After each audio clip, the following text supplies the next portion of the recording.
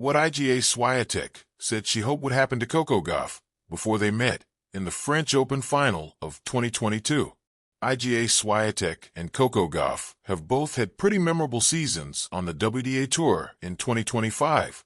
Swiatek claimed her first Wimbledon crown with a 6-0 demolition of Amanda Anisimova, with Gauff winning the French Open for her second Grand Slam title just weeks before.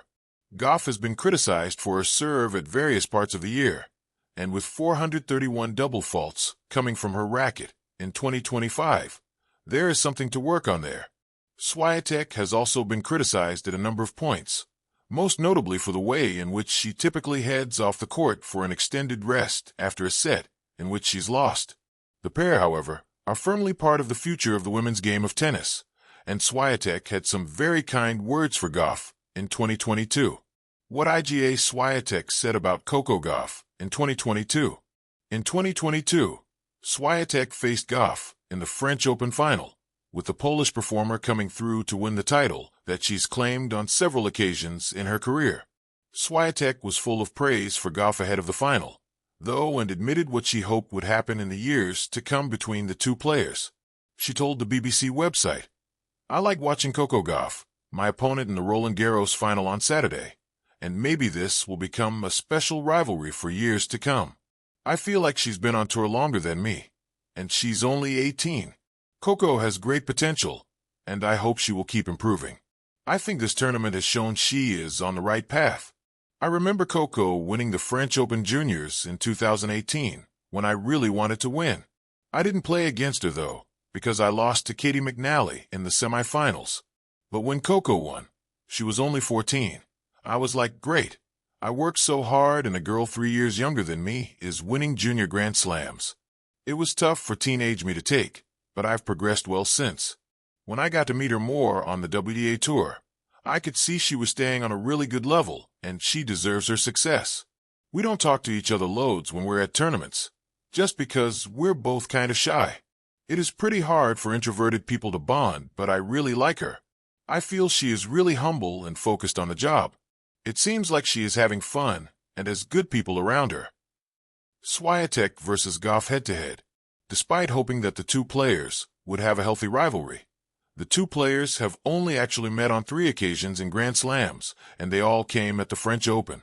Swiatek is largely formidable at that event, and it's certainly a Grand Slam that she goes into confident that she can claim success and take home the title.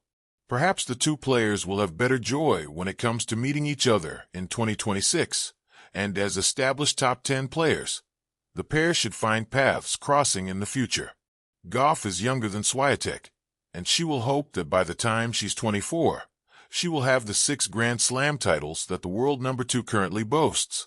The night before the 2022 French Open final, the players' wing in court Philippe Chatrier was quiet. Too quiet for someone with Iga Swiatek's restless mind. Paris could be chaotic, radiant, ugly, shimmering, but in the late hours, it softened into something contemplative.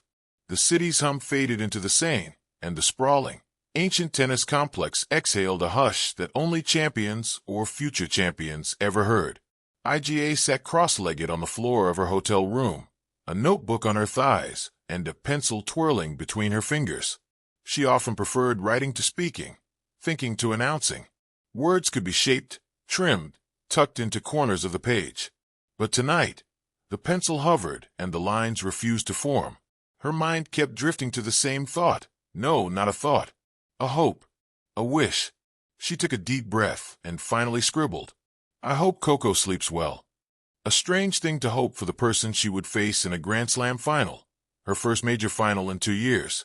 Her first as a world number 1, her chance to extend a win streak so long people were whispering comparisons to Serena, to Justine, to others whose shadows stretched across clay like ghosts of the sport. But it was true. She hoped Coco Gauff, 17 then, still impossibly young and improbably brave, would rest. She hoped she wouldn't feel the weight Iga had once felt, of expectations, of futures demanded before they were lived.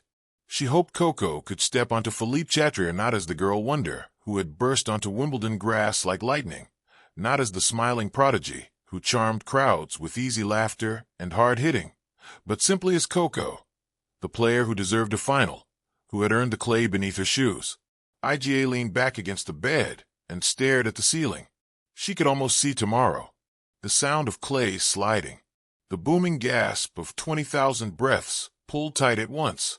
The sun baking the lines chalk white. And somewhere far across the net, Coco Gauff bouncing on her toes. Racket tapping once, twice. The way she always did. The strange thing was, Iga did not fear Coco. She respected her. Admired her. She saw in Coco pieces of her own younger self. Ambition like a comet. Hope like a stubborn spark refusing to go out, even in the rain. What she feared, if fear was the word, was the crushing machinery of global expectation. She remembered her own first final. The dizzy unreality. The sudden press of eyes and microphones. A universe collapsing into one moment and one night, and 1,000 people telling her what it meant.